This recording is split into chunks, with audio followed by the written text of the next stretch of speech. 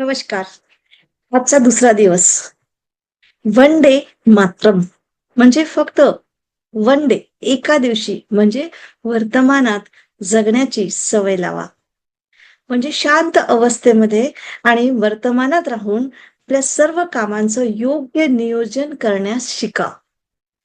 एक मोठी लायब्ररी आहे, ज्यात 3 मोठी घड्याळं भिंतीवर टांगलेली आहेत. ती सतत लयमध्ये टिक-टिक करत असतात. पहिल्या घड्याळीच्या टिक-टिक नंतर दुसरं, त्यानंतर तिसरं.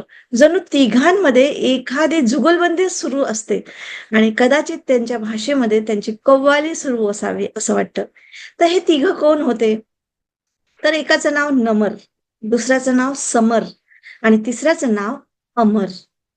एखादा त्यांनी कोणीतरी विचारलं, एकदा कोणीतरी त्यांना विचारलं, की "तुम्ही एका मिनिटात किती वेळा टिक-टिक करता?" तर 60 वेळा असं उत्तर आलं. आणि मग विचारलं गेलं, "अच्छा, तर मग एका तासात किती?" तर तेव्हा उत्तर आलं 3500 हून अधिकदा. त्यांना जर विचारलं, की "बरं एका दिवसात किती?" तर उत्तर येईल 84,000 पेक्षा थोडं जास्त. आणि मग एका वर्षामध्ये? अरे बापरे! फक्त 300 लाख पेक्षा जास्त. ठीक आहे. तुमचं वय 100 वर्ष आहे, तर तुम्हाला किती वेळा टिक-टिक करावं लागेल? आणि तिघं मिळून किती असतील? तर याचं उत्तर आलं, जगाची लोकसंख्या जी 800 कोटीहून अधिक आहे, त्यापेक्षाही अधिक वेळा टिक-टिक करावं लागेल. हा विचार मनात येताच घाबरून समर नावाच्या घड्याळाचा अंत झाला. एक-एक करून त्याचे सगळे भाग विखरून पडून गेले. दुसऱ्या बाजूला जो नंबर होता, तो मेला तर नाही, पण त्याच्या स्प्रिंगमध्ये तणाव आला आणि तो टिक-टिक करत राहिला. पण तणावाच्या अवस्थेत तेच अमरला वाटलं, की मला एका वेळी एकच टिक तर करायची आहे. सर्व टिक एका वेळेस थोडी करायची आहेत. आणि असा विचार करून तो सहजतेने चालू लागला. म्हणजेच अमर, नमर आणि समर यांच्या या कथेद्वारे आपल्याला स्वतःमध्ये डोकावून बघावं लागेल, की या तिघांपैकी आपण कोण आहोत? आपण कोणाप्रमाणे जीवन जगतो आहेत? अमरसारखं, समरसारखं की नमरसारखं? चला हे विस्तृतपणे समजून घेऊया, की श्री रेलवणी हे त्यांच्या मित्रासोबत व्यवसाय करायचे. अचानक व्यवसायात मोठं नुकसान झालं.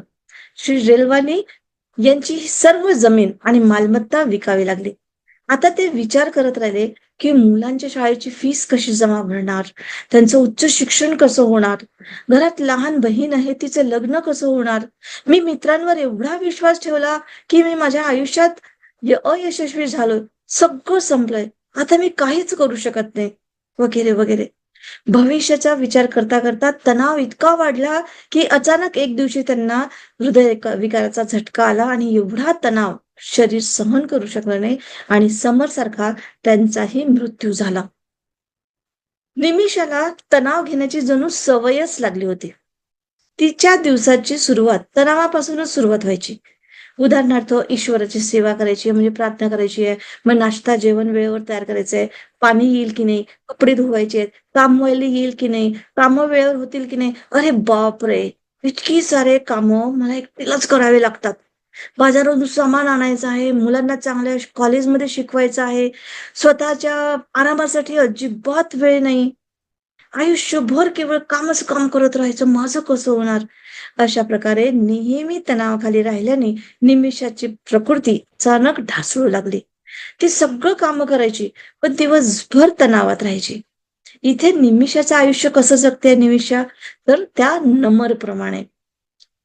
अशाच प्रकारे भविष्यातील कामाचं टेन्शन घेऊन जगण्याची माणसाला सवयच लागलेली आहे आणि त्यामुळे तो वर्तमानात त्याच्या पूर्ण कार्यक्षमतेनुसार कार्य करू शकत नाही. आता अमरला समज आहे, की एका वेळी फक्त एकच टिक करायची आहे. म्हणजेच एका वेळी फक्त एकच गोष्ट करायची आहे. आपल्यालाही अमरसारखं जगायचंय. त्याच्यासारखी समज प्राप्त करायची आहे. तर त्यासाठी एकच नारा द्यावा लागेल, तो म्हणजे वन डे मात्रम. आपल्याला हे संपूर्ण आयुष्य कसं जगायचं हे समजून घेतलं पाहिजे. फक्त एका वेळी एक टिक करायची आहे. म्हणजे एका वेळी एक दिवस जगून एकाच वेळी एकच काम करायचं आहे. वंदे मातरम हे घोषवाक्य आहे. हे लक्षात ठेवलं तर आपणही अमरसारखं आरामदायी जीवन जगू शकतो. आयुष्यभर वाहत असलेल्या तणावरूपी ओझ्यातून मुक्त व्हाल तुम्ही. नियोजन करू नका असं इथे सांगितले नाहीये. प्लॅनिंग अवश्य करा, पण कामाचा तणाव घेऊ नका. निसर्ग पण one day at a one time चं उदाहरण आपल्या समोर ठेवतो. जसं उदाहरण म्हटलं तर बीज, झाड आपण जे लावतो त्याचं बीज कधीच विचार करत नाही की त्याला किती मोठं वृक्ष व्हायचं आहे, किती फुलं येतील किंवा किती फळं येतील. तिथे ना स्पर्धा ना टेन्शन. निसर्गाला अनुसरूनच सगळी व्यवस्था केली जात आहे. वन डे ॲट टाइम म्हणजे दररोज तोच दिवस जगा आणि मग बघा टेन्शन कसं दूर होतं ते. आणि मज्जा देखील येईल. दरवर्षी आयुष्याला आपल्याला एक मोठी भेट देत असतो. आयुष्य आपल्याला एक मोठी भेट देत असतो. ते जर उघडून पाहिलं ना, तर वर्षातील 365 दिवसाचे छोटे किंवा अनोखे असे अनेक उपहार आढळतील. प्रत्येक दिवस नवीन पद्धतीने जगणं ही जीवनाची खरोखर अमूल्य आणि नवीन भेट आहे. खूप रोमांचक आहे, हो ना? मात्र याची जाणीव फार कमी लोकांना असते. मग आजपासूनच आपण या नव्या आकलनाने जीवन जगण्यास सुरू करूया. हो ना? आता दिवसाची सुरुवात अशा विचाराने करा, की जशी आज घटना जशा घडणार आहेत, तशा घडणार आहेत. मी one day at a time, one day at a time जगणार आहे. कारण आता माझा दृष्टिकोन बदललाय. अशा प्रकारचे जीवन जगण्यासाठी 2 पावलं उचलायचा प्रारंभ करा. कोणतं? पहिलं पाऊल म्हणजे कामाची एक डायरी तयार करा. एफ-डी तयार करा त्याला आपण म्हणतो. म्हणजे भविष्यामध्ये आता आपल्याला काय करायचंय त्याच्या डायरीमध्ये लिहा. भविष्यात तुम्हाला जी काही कामं करायची आहेत, मग ते उद्या किंवा परवाचे का असेना, ते भविष्याच्या डायरीमध्ये लिहा. बहुतेक वेळा असं दिसून येईल, की एखादी व्यक्ती एक काम करत असते आणि मध्येच दुसरी कामं आठवतात. जसं अरे, उद्या ऑनलाईन पाणी बिल किंवा लाईट बिल भरायची शेवटची तारीख आहे. पण आता कार पण सर्व्हिसिंगला द्यावी लागेल. सीएकडे द्यायचंय. इत्यादी अशा स्थितीमध्ये कामाची यादी नेहमी डोक्यात फिरत राहते आणि ती तणाव देत राहते. त्याच वेळी माणसाला वाटतं, की खूप कामं शिल्लक आहेत. हे सर्व कामं जर तुम्ही डायरीत लिहिली, तर तणावमुक्त व्हाल. त्यानंतर डायरीमधून एक-एक काम निवडा, की आजचे काम करायची कामं उरकून टाका, है ना? आणि बाकीच्या कामासाठी म्हणा, की भविष्यातली ही कामं आहेत आणि होतीलच ते. करायचं तर आहेच. रमाकांत नावाचा एक व्यक्ती मोठ्या कंपनीमध्ये आहेत. अनेक कर्मचारी म्हणजे जबाबदारी पेलत असताना ते कंपनीची आर्थिक जबाबदारीही सांभाळतात. ते आपल्या घरच्यांची आणि नातेसंबंधांची पण काळजी घेतात. येणाऱ्या महिन्यांची कामं आणि भविष्यातील डायरीमध्ये ते लिहीत असतात. त्यानंतर दररोज जी कामं करायची असतात, ती बिलकुल क्रमाक्रमाने करत असतात आणि या सवयीमुळे रमाकांत कोणताही तणाव न घेता अनेक पटीने ऊर्जासह भरपूर काम करू शकतात. तुमच्या मनात प्रश्न येऊ शकतो, की हे इतकं सोपं आहे का? कदाचित सोपं नसेलही, पण अवघड पण नाही हां. जसं आजची तारीख जी असेल 5 जून आहे फॉर एक्झाम्पल 5 जून असेल, तर 5 जून रोजी करायची कामं वेळेवर लिहिली आहेत.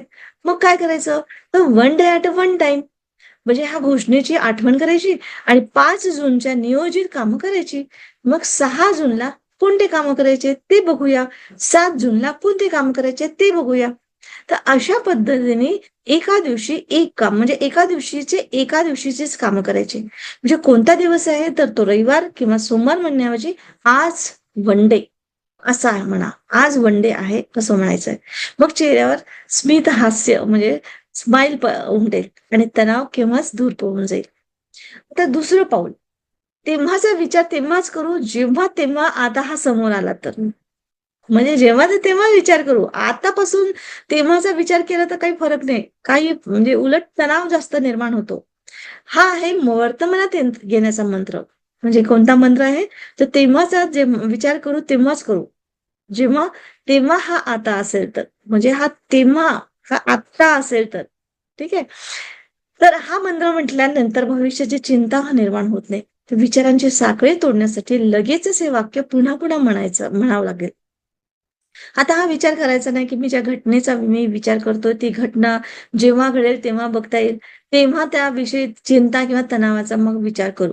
है ना? आपण जर ही गोष्ट योग्य प्रकारे समजून घेतली ना, तर वर्तमानात जगण्याची कला शिकाल आणि मग तसं जर असेल, तर ते आपल्या म्हणजे जीवनाचं ब्रीद वाक्य बनवून घेऊया. आशा नावाच्या म्हणजे आशा नावाच्या स्त्रीच्या मुलाने आता कुठे कॉलेजमध्ये प्रवेश घेतलाय आणि आशाला त्याच्या भविष्याविषयीचं टेन्शन आधीच सुरू झालंय. मुलाला कोणती नोकरी मिळणार, तो किती कमवणार, त्याचं लग्न करायचं आहे, सून कशी मिळेल, त्याच्यासाठी नवीन खोली बांधावं लागेल, वगैरे, वगैरे. अशा वेळी आशाला कोणीतरी तेव्हाचा विचार तेव्हाच करता येईल, या महावाक्याची आठवण करून द्यावी लागेल. तेव्हाच भविष्यातील बाबींचा विचार करता करता टेन्शनमधून ती बाहेर पडेल. आता एखादी व्यक्ती जेव्हा भविष्याबद्दल विचार करते, तेव्हा ती नकारात्मक गोष्टीचा विचार जास्त करते, हे असं दिसून येतं. या उलट एखादी व्यक्ती जेव्हा वर्तमानात जगायला शिकते ना, तेव्हा ती जेव्हाचा विचार तेव्हाच करते आणि जेव्हा हा तेव्हा आला असेल, ही विचारसरणी म्हणजे अंगीकारते आपण आणि तेव्हा नवीन आणि सर्जनशील मार्ग दृष्टीस पडतात आणि उपाय आपल्याला असे दिसून पडतात आपलं हृदय ज्याप्रमाणे एका क्षणात एकदाच धडकतं, तसंच आपली श्वसन प्रक्रिया देखील एकदा श्वास घेते आणि दुसऱ्यांदा श्वास सोडते. तिथे कुठलीही अधीरता नाही किंवा काम पूर्ण करण्याची घाई नाहीये. म्हणजे निसर्गाने मार्ग सोपे आणि शक्तिशाली दिलेले आहेत आपल्याला. आणि त्यामुळे ह्या दोन्ही उपाय जे मी सांगितले त्याचा अवलंबन करा आणि खरंच तणावमुक्त जीवन जगा. पुढचं आपण हे बघूया, पॉइंट बघूया, 9वा पॉइंट, की स्वयंसूचनांमध्ये बदल करा. स्वयंसूचना म्हणजे आपण स्वतः जो विचार करतो आणि स्वतःला सूचना देतो, त्या विचारांवर काम करायचं आहे आपल्याला. तर चुकीचा स्वसंवाद हा तणाव निर्माण करणारा एक प्रमुख घटक आहे. म्हणून कमीत कमी स्वतःशी तरी योग्य संवाद साधायला हवा. सध्याच्या यांत्रिक जीवनाच्या धावपळीत आपण स्वतःसाठी वेळ काढायला विसरलो आहोत. यामुळे प्रत्येक क्षण कोणत्या ना कोणत्या तणावात आपण जगत असतो. दुःख आणि संकटांना तोंड देताना माणूस अगदी खचवून जातो आणि या कोलाहलात माणसाचा आतला आवाज ऐकायला येणं बंद होऊन जातं. अशा परिस्थितीत त्याच्या मनात त्रासदायक आणि दुःखद विचार येणं स्वाभाविक आहे. एकाच प्रसंगात काहींना तणाव येतो तर काहींना तणाव येत नाही, हे आपण पाहिलंच असेल. उदाहरणार्थ एखाद्या तांत्रिक बिघाडामुळे विमानाला उड्डाणासाठी काही तास उशीर होण्याची घोषणा करण्यात आली, तर त्यात 2 प्रवासी त्याच्या कार्यालयाच्या महत्वाच्या बैठकीसाठी जात होते. ती घोषणा ऐकताच एक जण अतिशय अस्वस्थ झाला आणि आता आपल्या कामात कसा व्यत्यय येईल याचा विचार करू लागला. आता आपलं काम नक्कीच होणार नाही, मीटिंगला उशीर होईल आणि उशिरा पोहोचलं तर काय नुकसान होईल इत्यादी वगैरे. आणि तीच घोषणा ऐकून दुसरा व्यक्ती सुद्धा थोडीशी नाराज झाली, पण त्याने लगेचच त्रास देणारे नकारात्मक विचार थांबवले. तो स्वीकार भावनेने शांतपणे बसला आणि स्वतःशीच बोलायला लागला, की जे होईल ते चांगल्यासाठी होईल, बघितलं जाईल.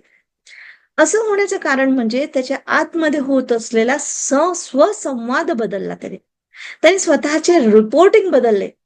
आपल्यासोबत किंवा आपल्यासमोर कोणतीही घटना घडते, तेव्हा मन लगेच येऊन आपल्या परीने आपल्याला सांगत असतं, की हे चांगलं झालं किंवा हे वाईट झालं, हे असं घडलं पाहिजे, असं व्हायला नको होतं, हे चूक झालं, हे अन्याय आहे, वगैरे, वगैरे. हे स्व-रिपोर्टिंग आणि त्यातून निर्माण झालेल्या भावना या समस्येचं मूळ कारण म्हणजेच तणाव आहे.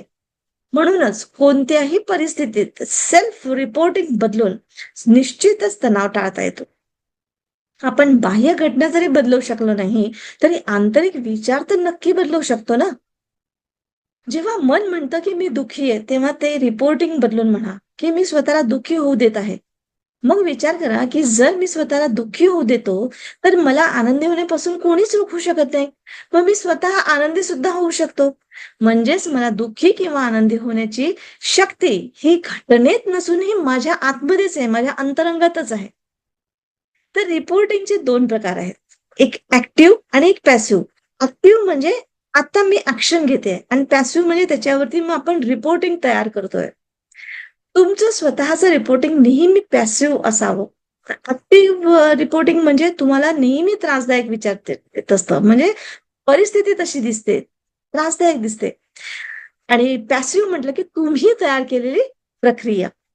तर तुमच्यातील तणाव हे सक्रिय करते कोण? Passive reporting. तर पॅसिव्ह रिपोर्टिंग ज्यामुळे अशांती निर्माण करणारे विचार हे विलीन केले जातात पॅसिव्ह रिपोर्टिंगचा उद्देश म्हणजे मनाला स्थिर बनवणं हा आहे. तर बाहेरची घटना कशीही असो, रिपोर्टिंग म्हणजे स्वसंवाद करताना जागरूकता बाळगायला हवी. म्हणजेच पॅसिव्ह रिपोर्टिंग द्यायला पाहिजे. एका शेतामध्ये 3 जण काम करत होते. पहिला फारच दुःखी होता, दुसरा त्याच्या कामात व्यस्त होता आणि ना आनंदी ना दुःखी, आणि तिसरा होता खूप निरोगी आणि आनंदी. जेव्हा तिघांनाही विचारलं, की "आपण काम करीत आहात?" तर तेव्हा पहिला म्हणाला, की "हो, पोटासाठी कष्ट करतो." दुसऱ्याने विचारलं, "मी लोकांसाठी अन्नधान्याची व्यवस्था करतो." तिसरा म्हणाला, "मी परमेश्वराने निर्माण केलेल्या निसर्गासोबत काम करतो आहे." तो ईश्वराचं काम करत असल्याने त्याला होणारा त्रास मोठ्या आनंदाने सहन करतो. असं त्याचं स्व रिपोर्टिंग होतं. तर वरवर पाहिलं तर तिघांच्याही शरीरावर उन्हात उन्हात श्रम, जड वस्तू उचलण्याचं काम इत्यादींचा तणाव होताच. पण एकाची तब्येत चांगली होती, कारण तो आत स्वसंवाद करत होता, की मी ईश्वराने निर्माण केलेल्या निसर्गाचा म्हणजे आनंद घेत आहे. निसर्गाचा आनंद घेत आहे. आता तुम्ही सुद्धा हा विचार करा, की बाह्य घटनेमुळे दुःख, अस्वस्थता, तणावग्रस्त व्हायचं, की स्वसंवाद बदलून निरोगी जीवन जगायचं? खरं तर तुम्ही जीवनाचे प्रवासी आहात. तुमच्याजवळ जरी शरीररूपी नाव आहे, ती तुम्हाला कशी चालवायला आवडेल? कर्तव्य, संकट, नाईलाज, ओझं किंवा म्हणजे ओझं मानून देवाचं कार्य समजून करायचं आहे, भक्ती, प्रेम समजूनही कार्य करायचं आहे का? तर नावाडे काय करतो, तो आनंदाने इतरांना नदी ओलांडून घेऊन जातो. तुम्ही देखील स्वतःला आनंदी आणि निरोगी बनवून लोकांसाठी निमित्त ठरवू शकता. तणाव आणणाऱ्या गोष्टींना देखील निमित्त कसं बनवायचं, हे आपण आता एका उदाहरणातून समजून घेऊया. एक साधू महाराज कुंभाराकडे गेले. तिथं एक मडकं बाजूला ठेवलं होतं. त्यांची नजर त्या मडक्यावर पडली. चौकशी केल्यावर समजलं, की मटक्याच्या तळाशी छिद्र होतं. त्यामुळे त्याचा काही उपयोग होत नसल्याने त्रस्त होऊन कुंभाराने त्याला सर्वांपासून वेगळं ठेवलं होतं. साधू महाराजांनी नेमकं तेच मडकं मागितले. मात्र कुंभाराने ते देण्यास नकार दिला आणि म्हणाला, की तुम्ही एखादा चांगला माठ खरेदी करा. मात्र खूप पटवल्यानंतर कुंभाराने ते साधूला अत्यंत कमी किमतीत विकलं. साधूने ते मडकं घेतलं आणि जलाभिषेक करून शिवलिंगावर टांगलं. मात्र जी गोष्ट कुंभारासाठी तणाव ठरला, तिलाच साधू महाराजांनी योग्य स्थानी ठेवून लोकांची भक्ती वाढवण्याचं साधन बनवलं. हो ना, किती मजेदार. आपण असतो तो फेकून दिला असता तो माठ, किंवा "अरे यार, फसवलं मला, कुंभाराने फसवलं" तसं. पण त्या साधू महाराजांनी बरोबर ते शिवलिंगाच्या वरती म्हणजे टपकत राहायला पाहिजे पाणी तिथे, हो ना? तर अशा पद्धतीने तुम्हाला साधन मिळतं, पण तुम्हाला योग्य जागेवर त्याची म्हणजे उपयोगात आणायला पाहिजे. आणि ह्याच्यामुळे काय होतं, की तणाव येतो आणि ती तुमच्या मनातली ती घटना कशी नोंदवली ते बघा. ते बघायचं असते. म्हणजे मी हे काम करत आहे, हे जाणून घेऊन घटनेचा अर्थ बदलायचा आहे. म्हणजे त्यामुळे जीवनाचा प्रवास हा सुखकारक होतो. जे विचार तुम्हाला आतून पोखरत असतात, तुमचा तणाव वाढवत आहे, तर त्यातील काही शब्द बदलून त्यांना उच्च स्थान दिलं जाऊ शकतं. तर बघा, मी काही उदाहरणं तुम्हाला सांगते. त्याला आपण ॲक्टिव्ह रिपोर्टिंग आणि पॅसिव्ह रिपोर्टिंग म्हणतात. तर जसं आता ॲक्टिव्ह रिपोर्टिंगमध्ये एखादं वाक्य जसं बोलतो, की मी स्वतःला म्हणजे असं तुम्हाला म्हणजे स्वसंवाद म्हणजे आतून तुम्हाला हे येतं, की म्हणजे विचार आले, तर त्याला ॲक्टिव्ह रिपोर्टिंग, की मला कंटाळा येतोय यार.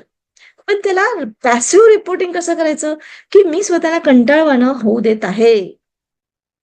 म्हणजेच आणि असा संवाद केल्याबरोबर तुम्हाला काय वाटेल, की मी जर स्वतःला कंटाळा येऊ देत आहे, तर मी स्वतःला उच्च कार्यासाठी एक साधनही बनवू शकतो ना. म्हणजे मी बदलू शकतो माझं कंटाळवाणं स्थान.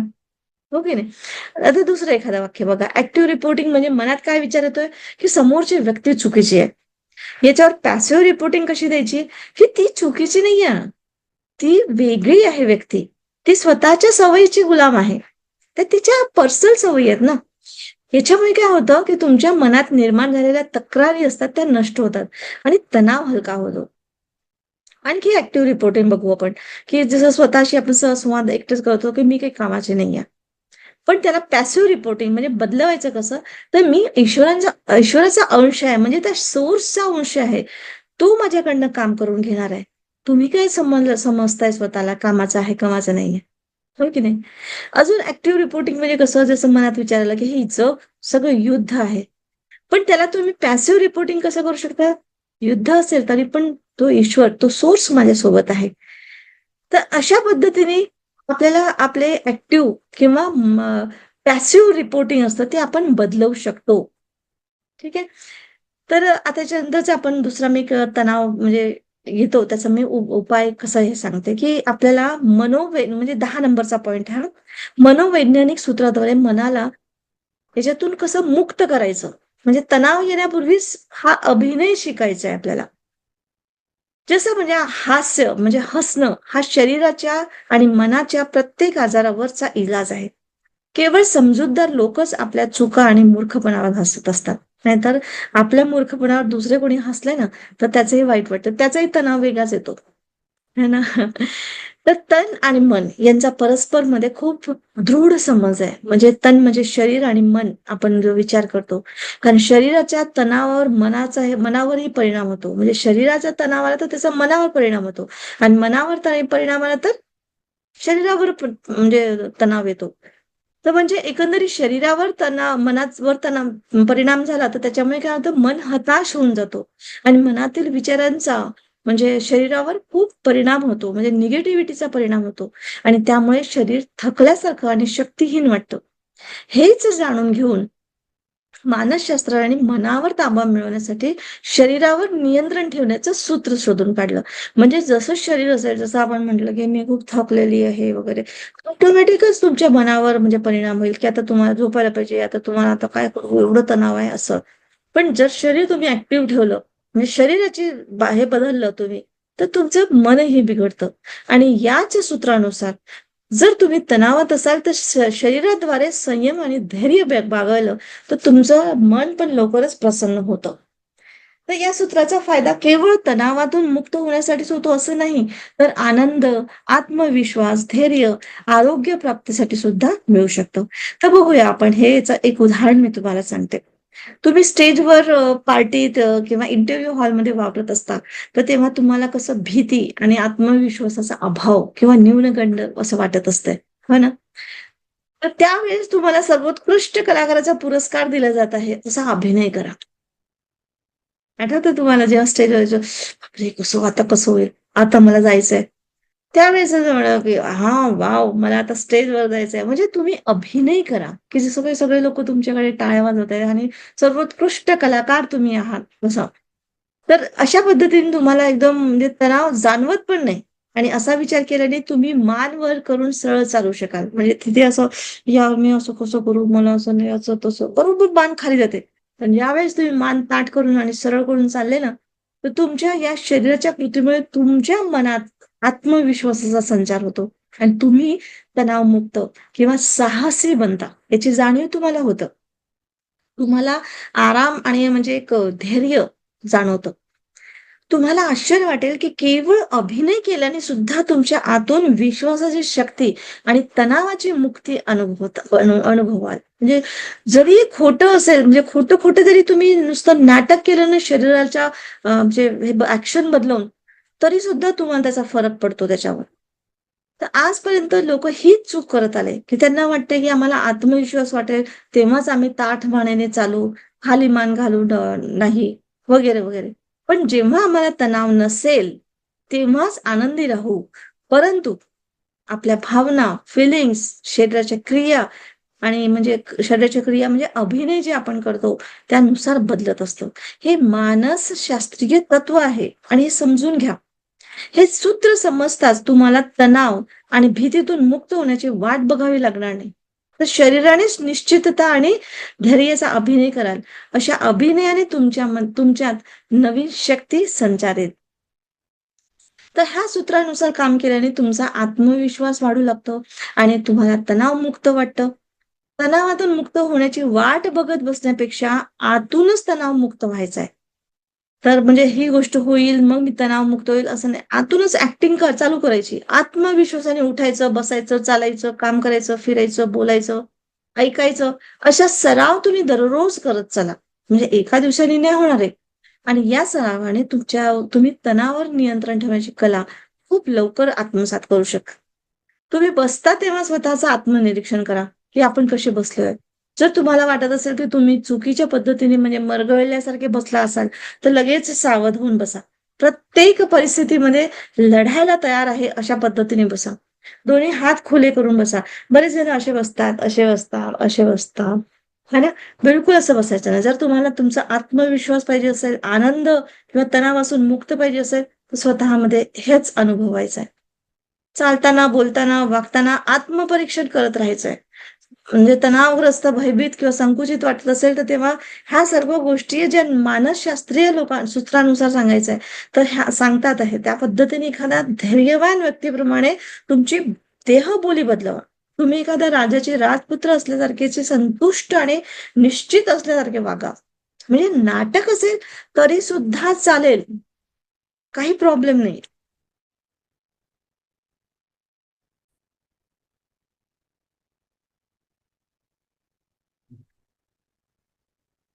यानंतर आपण एक सांगूया, की आपल्या कृतीवर नियंत्रण ठेवायचंय. म्हणजे काय होतं, की लोकं कोणतेही काम सुरू का बरं करू शकत नाही? कारण त्यांना वाटतं, की कोणतंही काम सुरू करण्यापूर्वी त्यांच्या कामामध्ये करण्याची इच्छा आणि भावना असली पाहिजे. पण असं नाही होत. जोपर्यंत काम करण्याची भावना येत नाही, तोपर्यंत ते काम सुरुवातीला म्हणजे करत नाही. पण नेमकं योग्य काय होतं? योग्य काय आहे, की कृती भावनेची अनुयायी म्हणजे चालक आहे. की भावना कृतीची. काय वास्तव आहे? म्हणजे हे सांगा मला. पण असं कृती आणि भावना ही बरोबरीने चालत असतात. जेव्हा भावना बदलतात, तेव्हा तुमची कृती पण बदलते आणि कृती बदलली की भावना बदलतात. म्हणजे ह्या दोन्ही एकमेकांवर डिपेंड आहेत. आपल्याला असं वाटतं की जेव्हा करू तेव्हा बघू. पण असं नाहीये. तुम्ही एकदा कृती चालू तर करा. तुमची भावना पण बदलते आणि कृती चालू करायची तर भावना बदलायची. कृतीवर नियंत्रण ठेवून आपण आपल्या भावनांवरही नियंत्रण ठेवू शकतो. म्हणजेच एखादं रसहीन म्हणजे न आवडणारं काम उत्साहाने सुरुवात केल्या त्या कामाची आवड आपल्याला वाटू शकते. कृती करणं सोपं आहे कारण कृती आपल्या इच्छेच्या थेट नियंत्रणाखाली असते म्हणजे. तर भावना आणि स्वरस म्हणजे आपल्या नियंत्रणाखाली नसतात. हे सूत्र समजून घ्या. तर आवड आणि भावनेची वाट बघत बसण्यापेक्षा आपण आपलं काम सुरू करायचंय. हा नियम समजून तुम्ही घ्या. म्हणजे तुम्ही जे काही कराल ते तुम्हाला आवडतं असं समजून करा आणि हे करण्यासाठी तुम्ही तुमची सर्व इच्छाशक्ती वापरा आणि हे सूत्र जाणून घ्या, की घेतल्याने तुम्ही कर्मयोगी बनाल आणि तणाव याच्यापासून मुक्त व्हाल. है ना? आता याच्यानंतरचा पॉइंट आहे आपल्या तणावावर हसा. म्हणजे जसा तणाव आला, की तुम्ही त्याच्यावर तणावाला हसायचंय. ते प्रत्येक जण मनाच्या अनुकूल स्थितीमध्ये समस्या आणि तणाव नसताना नक्कीच हसू शकतो. मनासारख्या मजेदार वातावरणात मूर्ख देखील हसू शकतो. त्यात काही मोठी गोष्ट नाही. पण तुमच्या इच्छेनुसार काही घडत नसताना, खूप टेन्शन असताना तुम्ही हसत राहावं, यासाठी साहस किंवा वरील मानसशास्त्रीय सूत्राचं ज्ञान असायला पाहिजे. म्हणजे 32चे 32 दात सुरक्षित आणि सुंदर असताना तुम्ही हसले, तर काही विशेष बाब नाही. मात्र तुमचे पुढचे 2 दात तुटलेले असतील आणि तरीही तुम्ही तोंड उघडून मोठ्याने हसत असाल, तर ते धाडस आहे. म्हणजे संकटाच्या, निराशाच्या आणि तणावाच्या क्षणी जाणीवपूर्वक हसण्याचा अभिनय केला, तर तणावाचा प्रभाव कमी जाणवतो. रडका चेहरा तणाव वाढवतो आणि वाढलेला तणाव अजून रडवतो. अशा प्रकारे तणावाचं हे दुष्ट चक्र दुःखाकडे घेऊन जात असतं. म्हणून अभिमन्यूप्रमाणे हसत-हसत हे दुष्ट चक्र तोडायला हवं.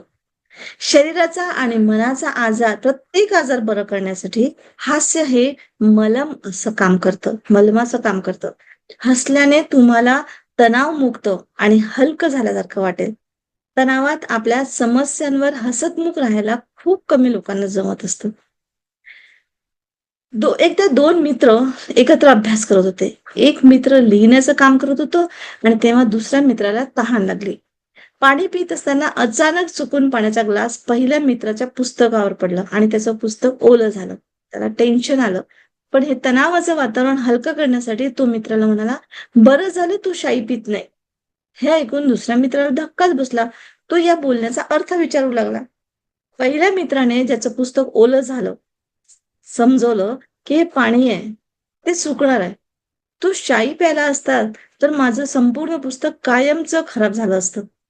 आणि मग दोघं मित्र दोघा मनापासून हसायला लागले. म्हणजे समजा इंक पडली असती, शाई पडली असती, तर पुस्तक पूर्ण खराब झालं असतं. पण हे पाणी पडलं, सुकून जाईल. तर अशा पद्धतीने ह्या हसण्याने काय झालं, वातावरण हलकं-फुलकं झालं. म्हणजे दोघांमध्ये कसलाही तणाव नाही झाला किंवा त्रागा नाही झाला. नाहीतर मग अशा परिस्थितीमध्ये भांडण झालं असतं, की "तू माझ्या पुस्तकावर पाणी पडलंस, पुस्तक खराब झालं." वगैरे. हो ना? अशा पद्धतीने आजपासूनच तुम्ही एक संकल्प करा, की जेव्हा-जेव्हा आपल्याला तणाव जाणवेल, तेव्हा आपण त्या तणावात हसण्याचं नाटक करायचंय.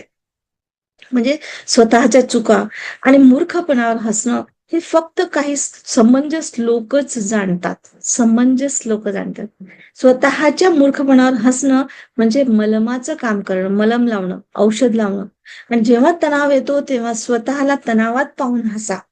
हसू शकत नसाल, तर स्माईल करा. पण कमीत कमी आनंदी राहण्याचा प्रयत्न करा.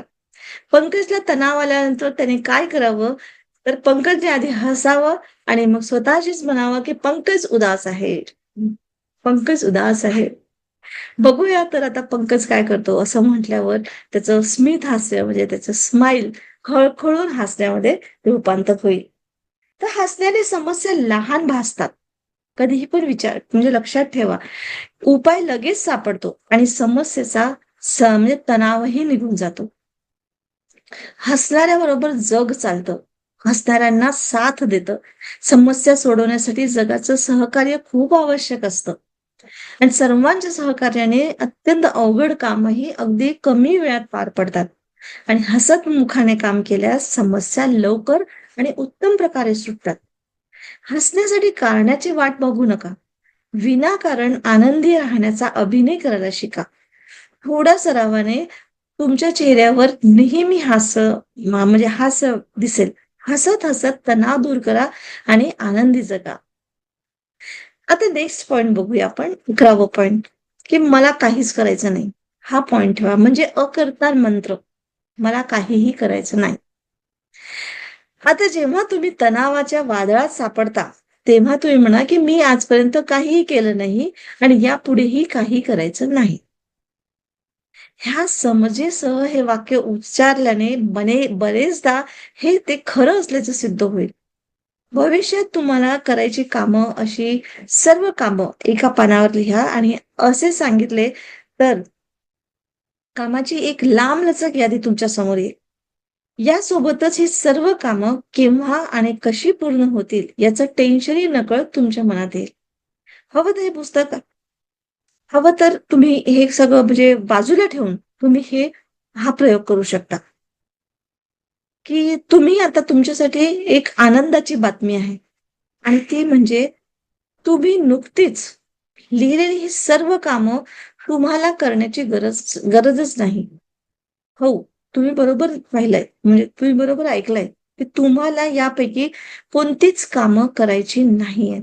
कारण हे सत्य आहे, की आजपर्यंत जी कामं आपण केली आहेत, असं तुम्हाला वाटतं, ती कामं तुम्ही केलीच नाही. तर तुमच्याकडनं ती करवून घेतली आहे.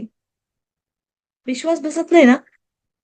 तर मग तो काळ आठवा, जेव्हा तुम्ही पाळण्यात होता, अगदी लहान होता.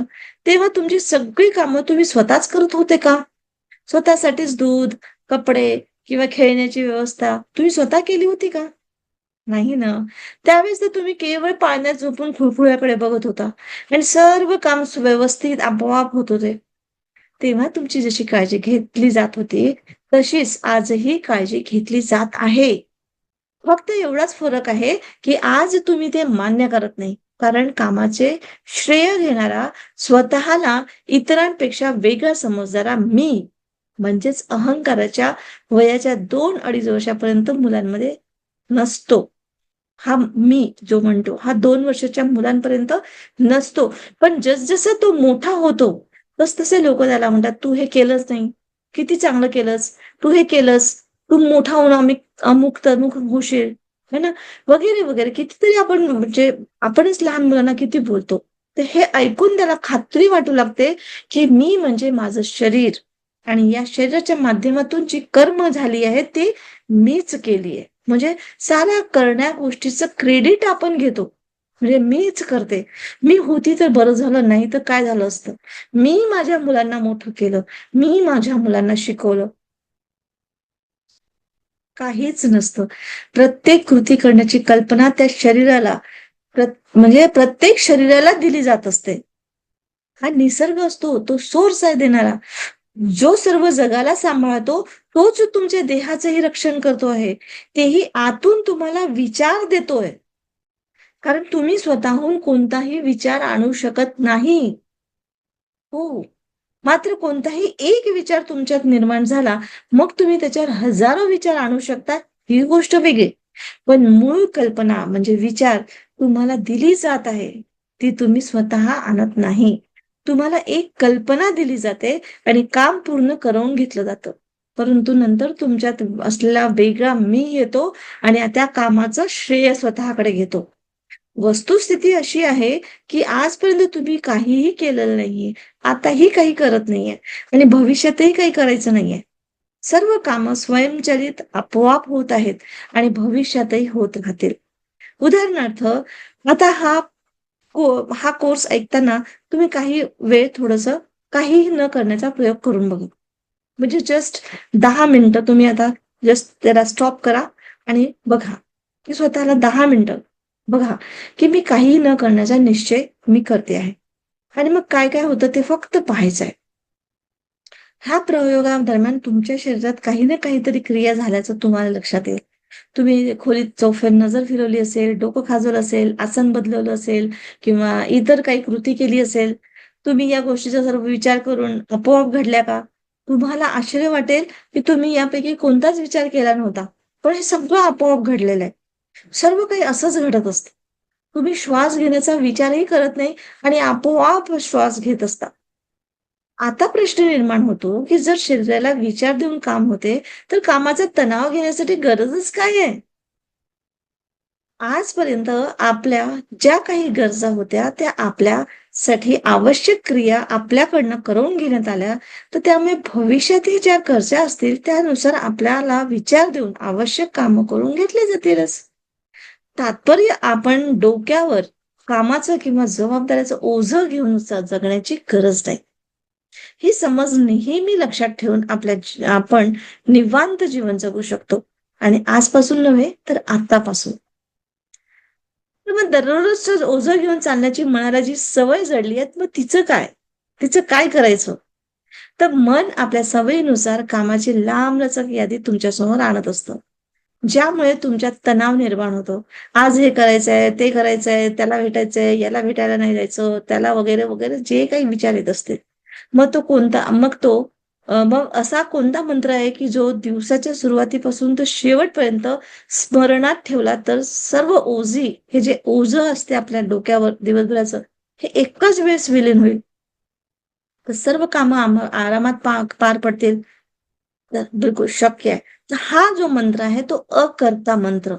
अकर्ता मंत्र वापरून तुम्हाला दररोज या बोधाची आठवण करून देणं तुम्हाला सोपं जाईल. म्हणजेच अकर्ता मंत्र म्हणजे काय? तर प्रत्येक घटनेला या नव्या दृष्टिकोनातून पाहण्याची दररोज तुम्हाला या मंत्राच्या रूपात एक ओळ म्हणायची आहे. म्हणजे काल मी केलं नाही, आज मला काही करायचं नाही. कोणता आहे अकर्ता मंत्र? काल मी काही केलं नाही, आज मला काही करायचं नाही आहे. म्हणजे ज्या गोष्टी होतात त्या आपोआप होतात. आज तुमच्याशी मी बोलते आहे, करते आहे, हे सुद्धा माझ्याकडनं करवून घेतल्या जात आहे. मला नाही माहिती की कोणत्या पॉइंट नंतर काय म्हणजे मी फक्त पॉइंट्स काढलेले आहेत आणि त्याच्यावरून मी माझ्यासमोर फक्त पॉइंट्स आहेत आणि मी ते बोलते आहे तुमच्याशी. अशा पद्धतीने कोणते शब्द केव्हा वापरायचे, कसं बोलायचं, हे माझ्याकडनं करवून घेतलं जात आहे. तर तुम्ही विचार कराल, की हे कसं शक्य आहे? काल तर मी खूप काही गोष्टी केल्या, आजही करतच आहे आणि अजूनही काही करायचंच आहे. पण आता तुम्ही जे म्हणजे केलं आहे, माणसाला काही प्रबळ विचार दिले जातात आणि आपोआप कृती घडल्या जाते. आणि म्हणून आता नवीन समज ही बाळगायची आहे, की शरीर आपले हे काम यंत्राप्रमाणे करीत आहे. सकाळपासून तर रात्रीपर्यंत सर्व काही करेल आणि ते करायला देखील हवं. कारण काम करीत राहिलं तरच ते निरोगी राहील. म्हणजे मशीन जशी चालू राहते तर चांगली राहते. बंद केली तर मग त्याच्यावर जंग चढेल ना. तसंच आपलं हे शरीर आहे. तर जेव्हा मी करतो ही आसक्ती त्याच्यासोबत नाही ठेवायची असते. आणि ही आसक्ती त्याच्यासोबत म्हणजे नसली ना, तर कसं तेव्हा शांत आणि आराम असतो. आणि अशी विचारसरणी म्हणजे खरी म्हणजे ती आत्मकृपा म्हणतो आपण. आणि ही वरदान असते आपल्याला. हे डिटॅचमेंट ज्याला आपण म्हणतो. की ही निसर्गाने तुम्हाला स्वतःच्या कामाची जबाबदारी म्हणजे तुमच्या सर्व कामाची जबाबदारी स्वतःवर घेतलेली आहे. आणि तुमचं शरीर ते करण्यासाठी केवळ त्याला समर्पित होऊन मदत करत आहे. म्हणजे त्या निसर्गालाच आपल्या शरीराच्या माध्यमातून हे सगळं काम त्याला करून घ्यायचं आहे. पण आपल्याला माध्यम आहे, तर आपल्याला सरेंडर करायचं आहे, की भगवंता तू जसं म्हणतोयस तसं. ठीक आहे? म्हणजे तुझी जी इच्छा तीच माझी इच्छा. तर अशी अद्भुत अवस्था आपण प्राप्त करू शकतो. पण सुरुवातीला मन आपल्या तर्काने तुमची दिशाभूल करू शकतो, की मी असं केलं नाही तर गोष्टी कशा म्हणजे कसं कामं होतील आणि हे फक्त बसून राहिलं का? मग दिलेल्या मंत्राचा असं म्हणजे असं कसं म्हणजे मला काहीच करायचं नाही का? किंवा मग जबरदस्तीने शरीराला म्हणजे काम करायला बसायला भाग पाडायचं का? तर याचा आपण अर्थ समजून घ्यायचा, की अकर्ता म्हणजे असं नाही, की तुम्ही बसून घ्यायचं, हे करायचं असं पण नाहीये. तो बसूनही घेणारा तोच आहे शेवटी. हे लक्षात घ्या. पण अकर्ता भाव ठेवून पण अनेक गोष्टी या शरीराद्वारे आपोआप घडत असतात. तर तुम्ही म्हणाल, की आज मी शरीराद्वारे काहीच नाही करणार. ठीक आहे, तुम्ही म्हणताय ना, तर मी आज काहीच नाही करत. पण तरी पण तुम्हाला दिसेल, की तुम्ही शांतपणे बसू शकत नाही. थोड्या वेळातच ते उठेल, पाणी पिईल, भूक लागली असेल तर काहीतरी खायला म्हणजे जाईल, चालायला लागेल, टीव्ही पाहू लागेल, पायी फिरेल किंवा जवळ कोणी असेल तर त्याच्याशी बोलायला सुरुवात करेल. आणि अशा पद्धतीने त्या क्रिया आपोआप घडतच असतात. तर तुमची इच्छा असो किंवा नसो, त्याच्यात काही फरक नाही पडत. आणि शरीरातून अशा क्रिया होत असतात. तर अशा पद्धतीने जेव्हा असं वाटतं आपल्याला, की मी केलं किंवा टेन्शन आलं किंवा तणाव आला, तर त्यावेळेस आपला कर्ता भाव सोडून द्यायचा आहे. सर्व काही फक्त साक्षी राहून कर्ता भाव बघायचा आहे आपल्याला. कार्य करताना पाहायचं आहे. तर दुसऱ्या शब्दात सांगायचं म्हणजे तर करणं नाही, परंतु न करणं देखील करणं नाही. म्हणजे करता न मांडता गोष्टी अशा केल्या जातात, की घडताना पाहायचं आहे आपल्याला. म्हणजे अज्ञानापोटी मी केलं ही भावना प्रतिरोध निर्माण करते. माणूस जेव्हा मनावर ओझं बाळगून चालतो, तेव्हा अमुक कार्य मी केलं, अजून खूप काही करायचंय, उद्या हे काम करायचंय, ते काम करायचंय, तेव्हा आणि त्यावेळेसच मेंदूमध्ये बदल सुरू होतात आणि मग तेव्हा भीती, चिंता, तणाव, उत्तेजना असे कितीतरी केमिकल्स तयार व्हायला लागतात आपल्या शरीरामध्ये. आणि जर योग्य विचार आणि समजूतदारपणाने सर्व काम आपोआप होत आहे अशा अंतर्मनाने खात्री केली, तर आपण असे म्हणू शकतो, की आज मी काहीही केलं नाही. जे घडतंय ते स्वाभाविक आणि आपोआप घडतंय. सर्व काही भगवंताच्या इच्छेने म्हणा, त्या सोर्सच्या इच्छेने माझं हित आणि विकास लक्षात ठेवून होत आहे, घडत आहे. तर शरीर दररोज त्याचं कर्म करेल, परंतु आपण मुक्त राहू शकता आणि जे काही घडलंय ते सर्व साक्षीभावाने पाहिलं तर किती आनंद होणार आहे. तुम्ही हे जग कसं चाललंय हे फक्त म्हणजे पाहत राहाल आणि कायम आनंदी राहाल. आता तुम्हाला मुक्त झालात आणि हा मुक्तीचा आनंद आणि त्यामुळे शरीर पण आनंदाने काम करायला लागतं. म्हणजे शरीर आणि हे मन जसं एकमेकांवर डिपेंड आहे. मनाला जर आपण असं म्हणजे हे दिलं एक मार्ग दिला, की त्यात आपण कसं मुक्त जगतोय, तर हा मुक्तीचा आनंद मन जगतं, तसंच मग त्याचा परिणाम आपल्या शरीरावर होत असतो.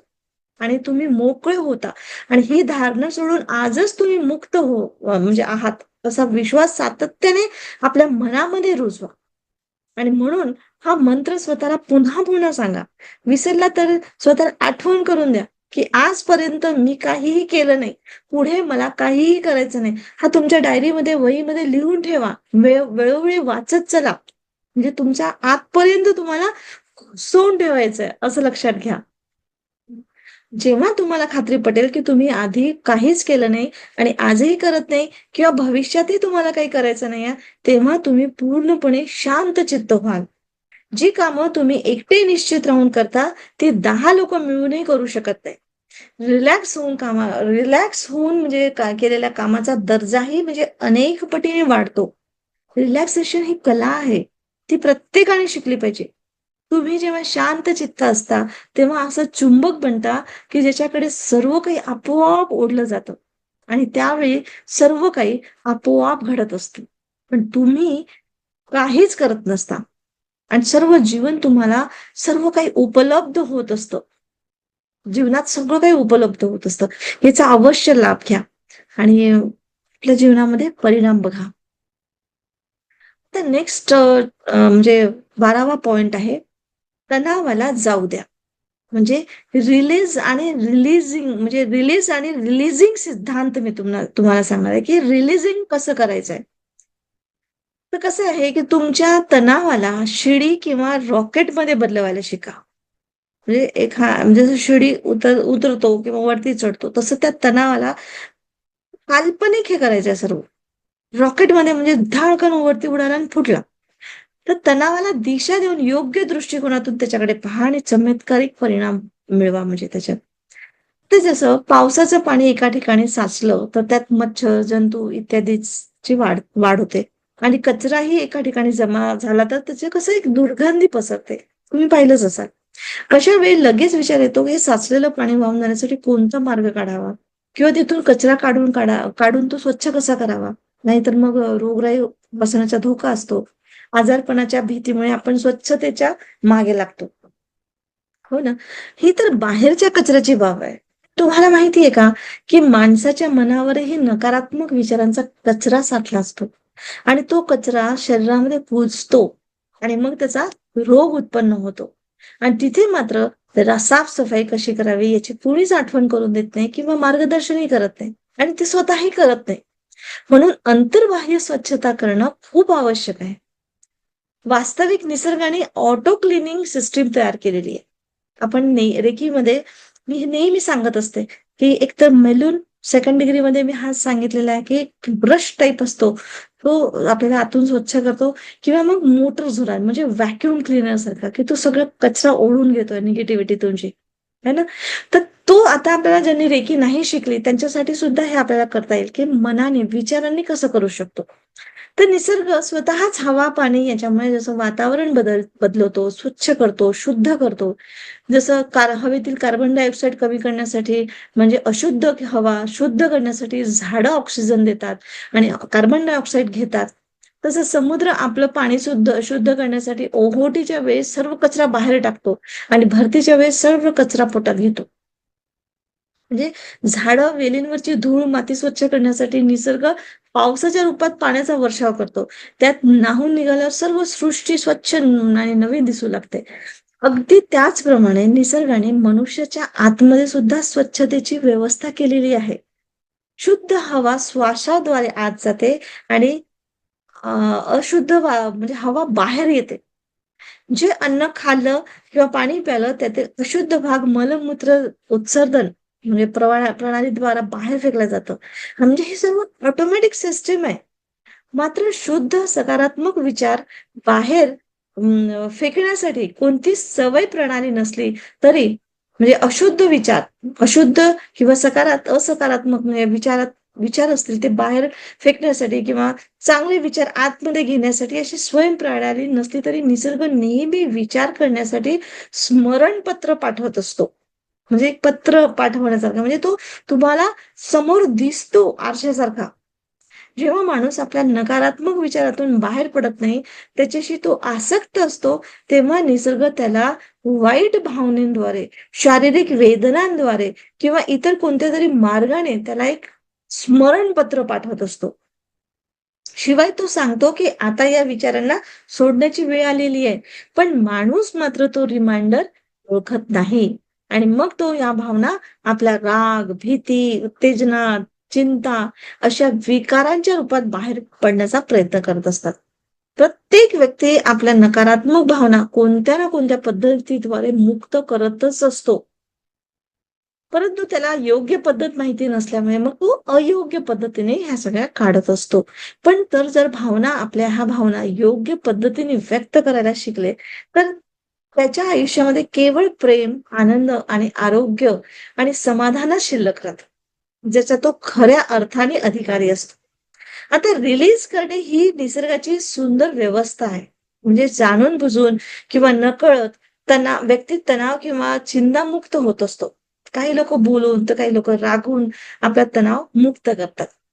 तर जसं एक आता मी तुम्हाला एक सांगते, की जसं एक उदाहरण आता सांगते, की श्रीनिवास नावाचा व्यक्ती आपल्या कार्यालयात टार्गेट वेळेवर पूर्ण करायचं होतं. त्याचं ते टार्गेट जे दिलं होतं, त्याचं ते वेळेवर पूर्ण करायचं होतं.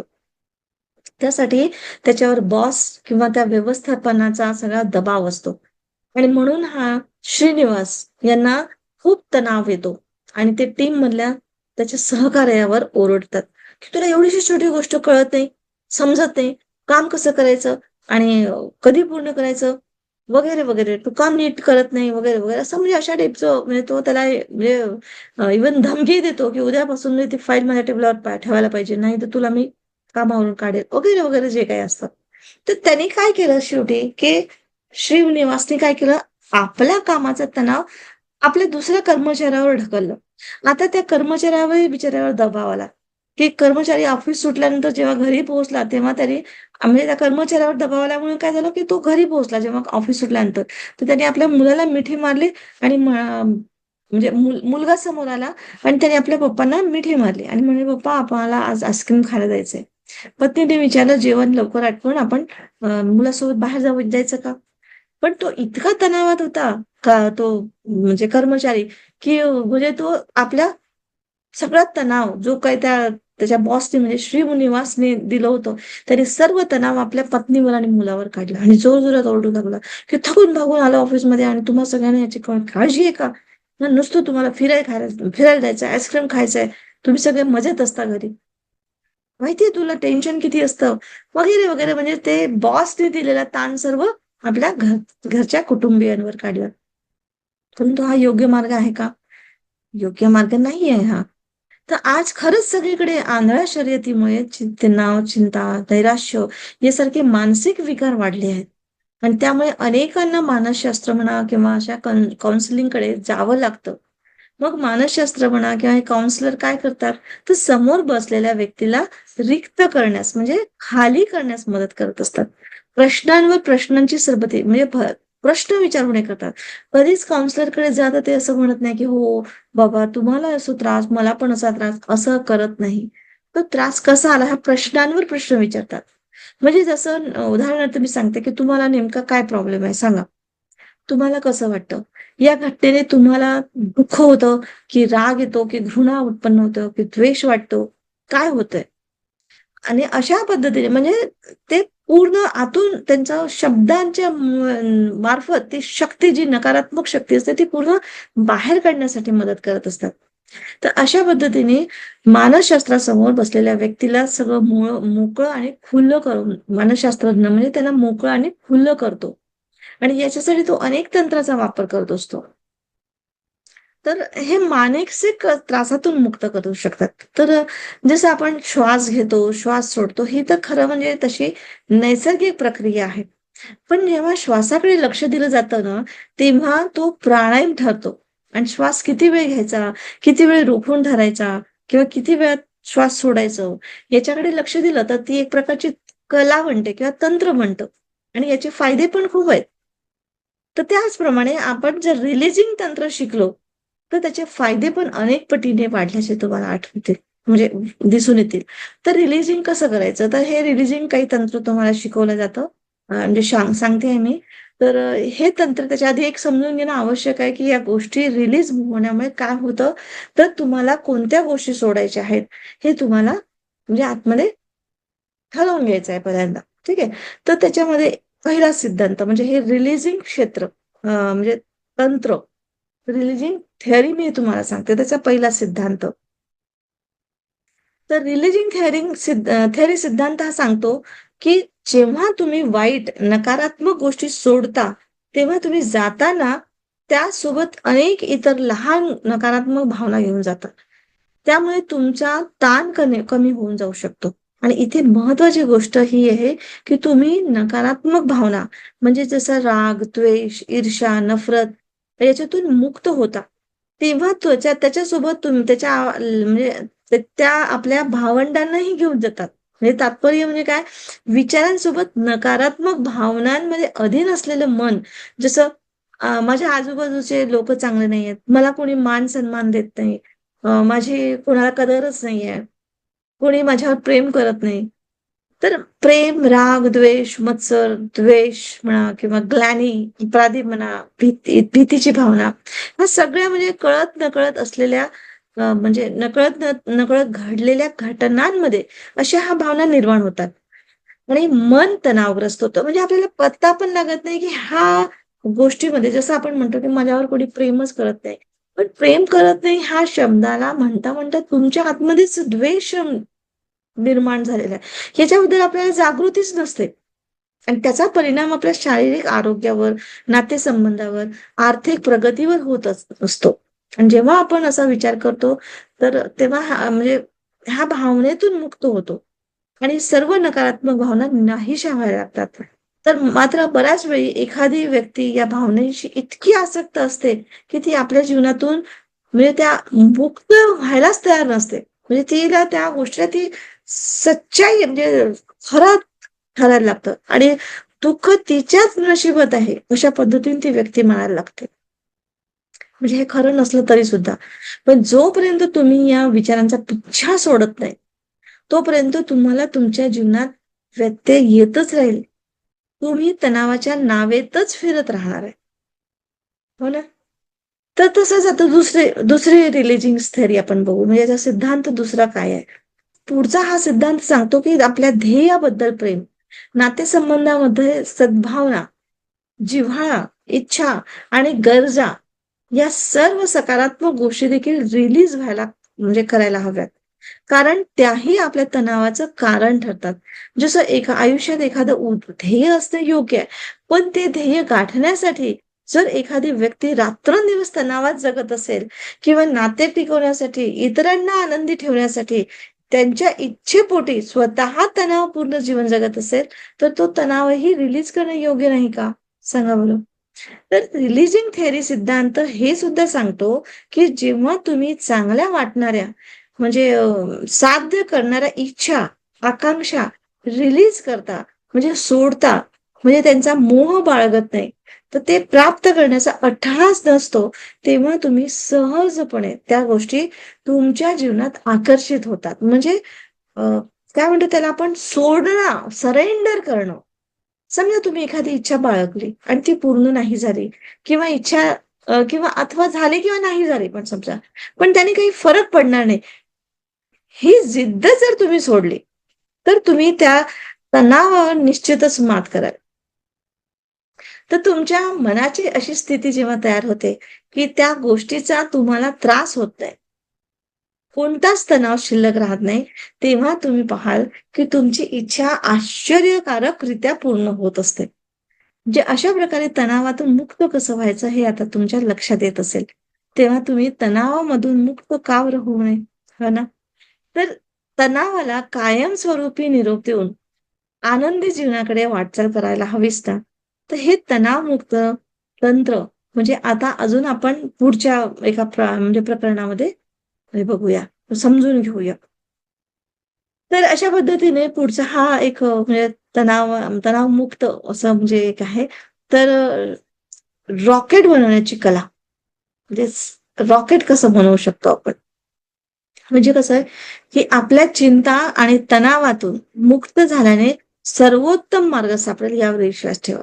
म्हणजे तुम्ही जेव्हा तुमच्या चिंता आणि तणाव हा सरेंडर करता, तर त्याच्यानंतर तुम्हाला सर्वोत्कृष्ट मार्ग मिळेल. ह्याच्यावर तुमचा विश्वास ठेवा. कारण विश्वासाशिवाय काहीच नाही. विश्वासामुळे तुम्हाला तणावमुक्तीचा मार्ग मिळतो.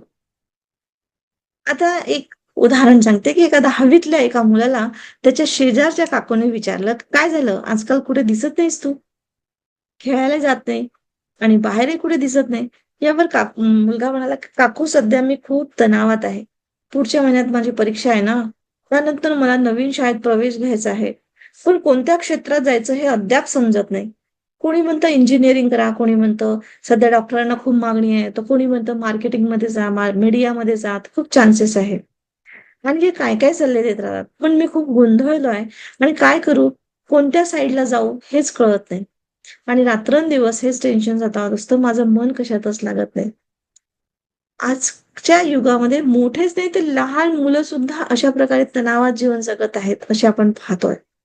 जणू तुम्ही कार चालवताय, पण कारचा एक पाय ब्रेकवरच आहे, सतत.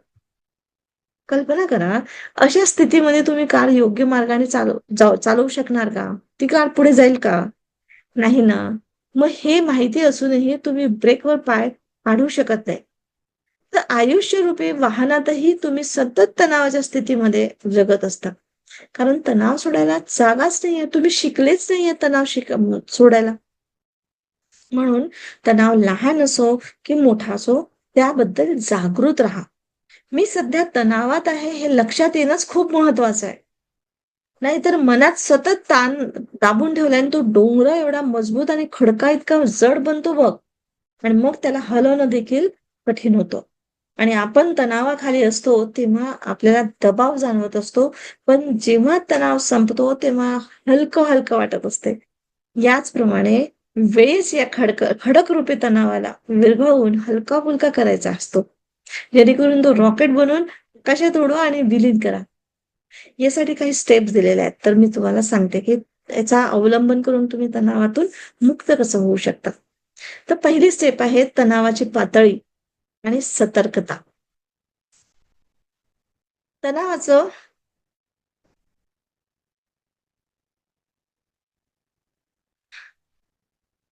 हं, तर तणावाची पातळी आणि सतर्कता कशी असावी? तर तणावाचं मुळापासून उच्चाटन करण्यासाठी प्रथम आपल्याला त्याची पातळी समजणं आवश्यक असतं. त्यासाठी एक सहज सुलभ मार्ग उपलब्ध आहे. तो म्हणजे आपल्या भावनांमध्ये कधीही थोडासाही बदल जाणवला किंवा मन एखाद्या गोष्टीबद्दल चिडचिड करत असेल, तर त्यावेळी तुम्ही तणावपूर्ण स्थितीत आहात हे आधीच समजून घ्या.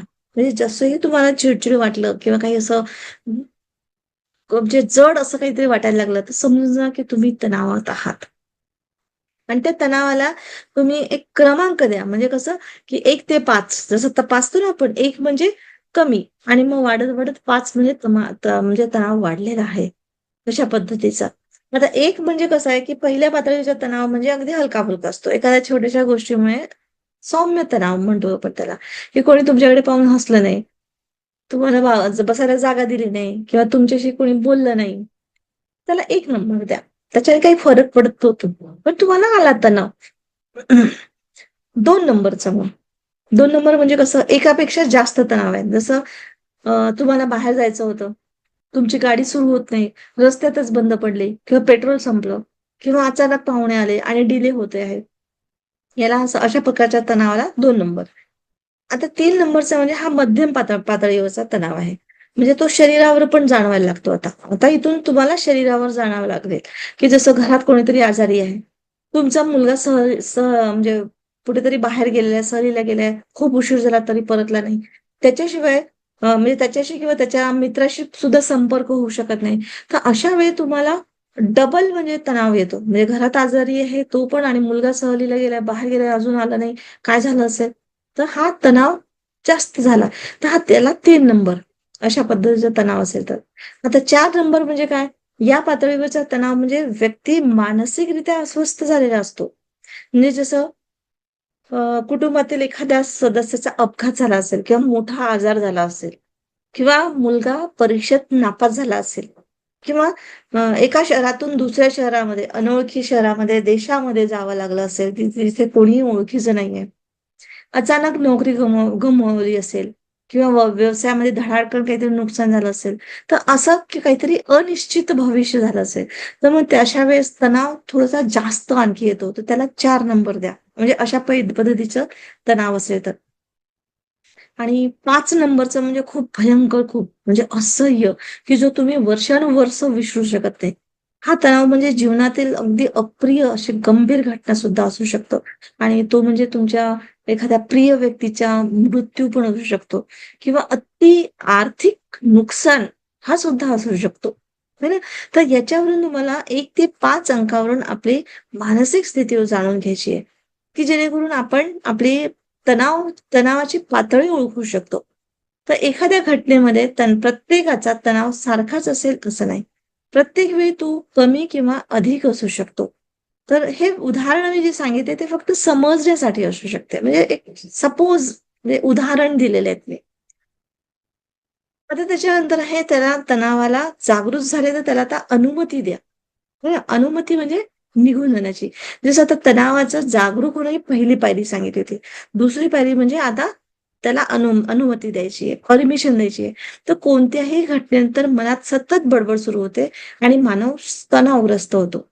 त्यावेळी शरीरातील तणावाची पातळी, विचार, भावना या सर्व गोष्टी पूर्णपणे अनुभवायच्या आहेत. आणि मग स्वतःला विचारा, की तणावाची पातळी तेवढी राहावी यासाठी माझी अनुमती आहे का? म्हणजे स्वतःलाच परमिशन द्यायची, की समजा जसं 5 पातळी आहे, तर त्याला विचारायचं, की एवढी पातळी घेऊन मला जगणं आवश्यक आहे का? आत्ता वर्तमानामध्ये मी एवढ्या तणावात राहू शकतो का? आणि जर खरंच याचं उत्तर हो असेल, तर मग ठीक आहे.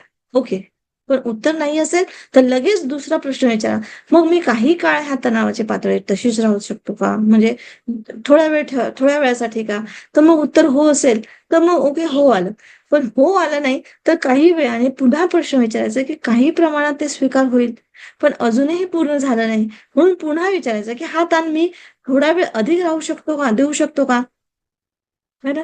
तर एखादा प्रश्न 2दा, 3दा विचारला ना, तर मन आतून स्वतःच ते स्वतः स्वीकारतं आणि त्या तणावाची पातळी कमी होऊ लागते. नाहीतर मग तणाव तुम्हाला जाणवू लागताच तुमचं मन त्याच्यापासून मुक्त होण्याचा म्हणजे मार्गाचा विचार करू लागतं, की कोणावर तरी ओरडून, चिडून, व्यसन करून किंवा कोणत्यातरी मार्गातून तुमचं मन त्याच्यातून पलायन करण्यासाठी, पळून जाण्यासाठीच तो सगळा प्रयत्न करत असतो. फक्त त्याला आपल्याला काय करायचं असतं, आपल्या इच्छेप्रमाणे त्याला रिलीज करायचं असते. जर आपण त्याच्यावरची पकड सैल केली, तर मग तो तुमच्या इच्छेविरुद्ध जसा आहे तसा तो पळेल आणि मग तुम्ही त्याचे म्हणजे त्याला तुम्ही तुमचे स्वामी बनवता म्हणजे तुमच्या मनाला. पण ॲक्चुअली आपल्यालाच प्रश्न विचारून, स्वतःलाच प्रश्न विचारून स्वतःलाच रिलीज करता आलं पाहिजे आणि स्वतः मनाचे स्वामी बनायला पाहिजे. ठीक आहे. तर अशा पद्धतीने ही रिलिजनची दुसरी स्टेप आहे. तिसरी स्टेप आहे लेट गो करा. म्हणजे जाऊ द्या. तर शरीरावर तणाव तसाच राहू देण्याची परवानगी दिली, तर मग कमी होऊ लागतो तो हळू-हळू. तो म्हणजेच तो रॉकपासून तर रॉकेट बनण्याच्या स्थितीमध्ये येतो. तर रॉकेट पेटवायचं आहे.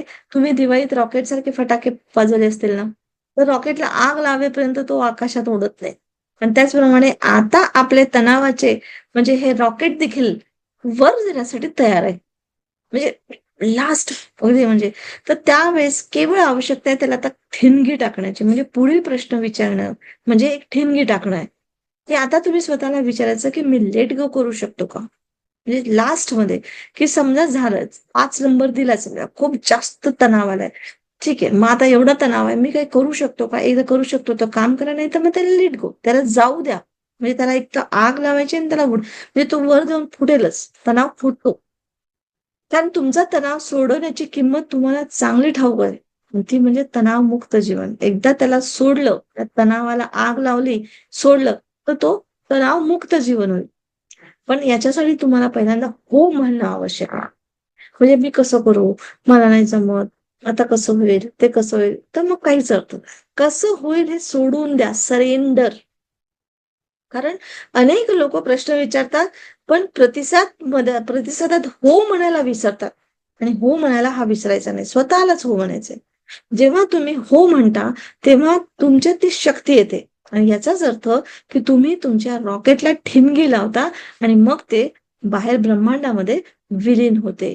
म्हणजे जो तणावाला जास्तीत जास्त भरभरून जो देतो लास्ट स्टेजमध्ये, त्याला तुम्हाला ठिणगी म्हणजे आगपेटीची काडी म्हणजेच लेट गो करण्याशिवाय पर्याय नाही. तर अशा पद्धतीने करायचं आहे.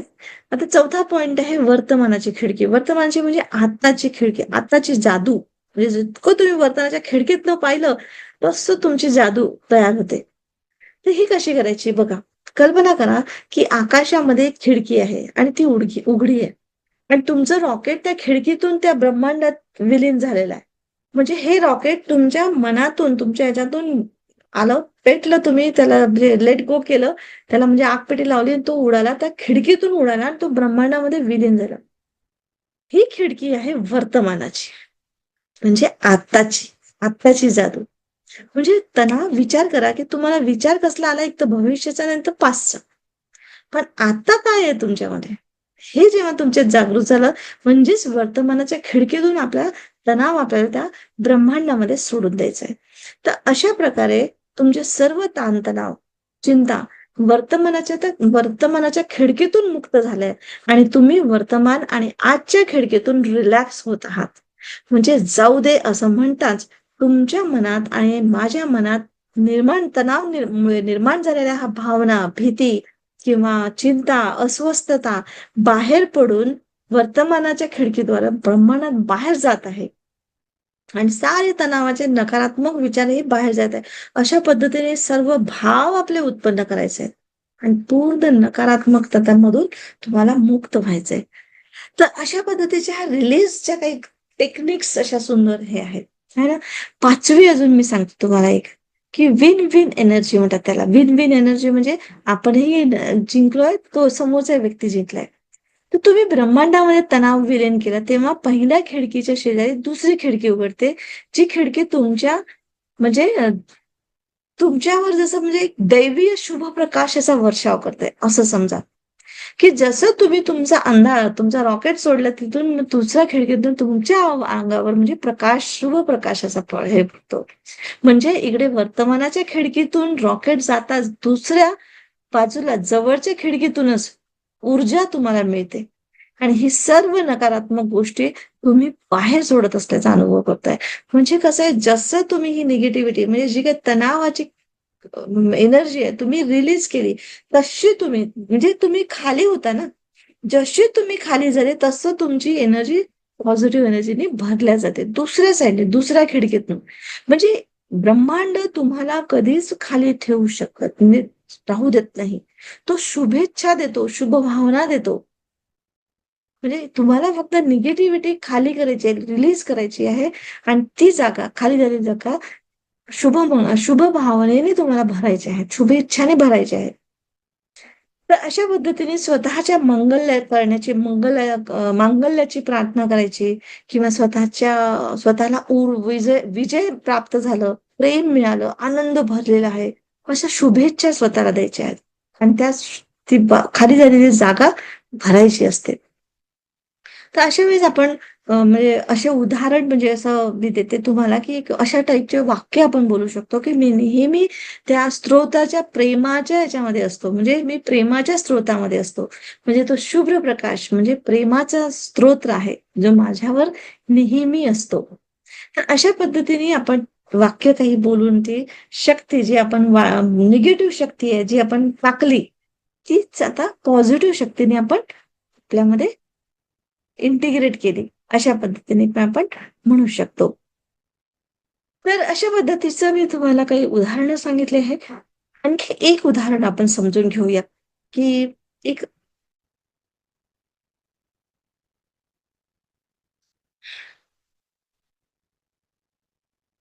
एक उदाहरण मला म्हणजे एक आठवतं, की जसं वनिता नावाची एक मुलगी आपल्या कुटुंबासह 5 वर्ष परदेशामध्ये राहिली. तिथे सगळं सुख-सुविधा, आराम असल्याने तिचं जीवन मस्त सुरळीत चालत होतं. तिला कशाचीही कमतरता नव्हती.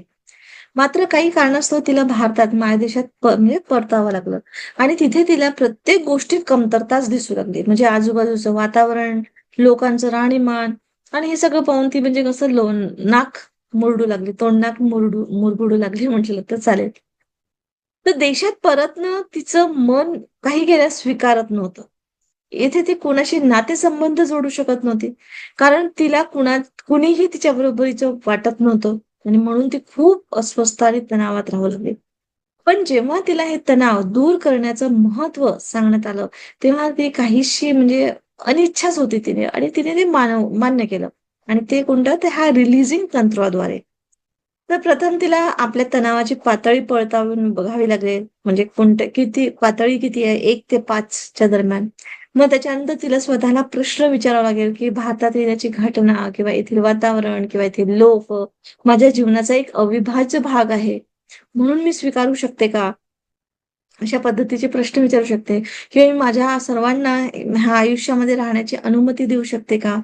पण आधी तिचं मन हे स्वीकारणार नाही. पण जेव्हा थोडा वेळ या तणावाला ती परवानगी देईल, तेव्हा तिचा ताण थोडा-थोडा म्हणजे कमी होत जाईल आणि या तणावाला ती लेट गो करत वर्तमानाच्या खिडकीतून मुक्त करेल आणि मगच दुसऱ्या बाजूला जवळच्या खिडकीतून तिला ती पॉझिटिव्ह ऊर्जा अनुभवायला मिळेल. कारण तिने ती निगेटिव्ह ऊर्जा रिलीज केली. आणि स्वतःच्या शुभेच्छांसाठी प्रार्थना करून स्वतःचे काही स्वसंवाद तयार करेल आणि तशा पद्धतीने ते तंत्र रोज वापरेल आणि त्याच्यातून ती तणावमुक्त होईल. तर अशा पद्धतीने ती लोकांशी आपले संबंध पण चांगले करू शकते, मधुर करू शकते. तर अशा पद्धतीने आपल्याला भूतकाळातील घटना, वर्तमानात ऐकावं लागणारे लोकांचे टोमणे किंवा कामाचे बोजे किंवा तुमच्या तब्येतीबद्दल जर त्रासदायक ठरणाऱ्या या सर्व गोष्टीकडे दुर्लक्ष करावं लागेल. तर पहिल्यांदा आपल्याला स्वतःला अनुमती द्यायची आहे, स्वतःला रिलॅक्स करायचं आहे, लेट गो करायचं आहे. लेट गो करून म्हणजे जे काही ओझं आपल्या डोक्यावर होतं ते सोडायचं आहे आणि मग त्याच्यानंतर ब्रेक करून स्वतःला पाऊल काढायचं आहे बाहेर आणि जीवनाची गाडी कशी धावते. लेट गोनी तुम्ही इतके म्हणजे हलके-फुलके होता, की ह्या बंधनातून कधी मुक्त झालात, हे सुद्धा तुम्हाला समजणार नाही. तर अशा पद्धतीने हा तणावाचं ओझं तुम्ही नेहमीसाठी रिलीज करू शकता. ही एक प्रकारची आपल्याला सवय करायची आहे. प्रश्न विचारून स्वतःला. दुसऱ्यांच्या सोबत आपण जेव्हा शेअर करतो, तर आपण आपल्या वेदना त्यांना सांगतो. म्हणजे काय करतो, आपण आपल्या एनर्जी तशीच्या तशी दुसऱ्याला देतो. म्हणजे आपल्या तणावामध्ये तो पण तणाव होतो. तणावात जातो. त्यापेक्षा त्या सोर्सला विलीन करून टाका आणि तो सोर्स तुम्हाला मग नवीन अशा भावना देतो, शुभ कामना देतो, शुभेच्छा देतो, शुभाशीर्वाद देतो. नक्कीच आपल्या सर्वांना अशाच शुभेच्छा मिळाव्या त्या सोर्सकडनं. हीच मनोकामना. Thank you. Thank you very much.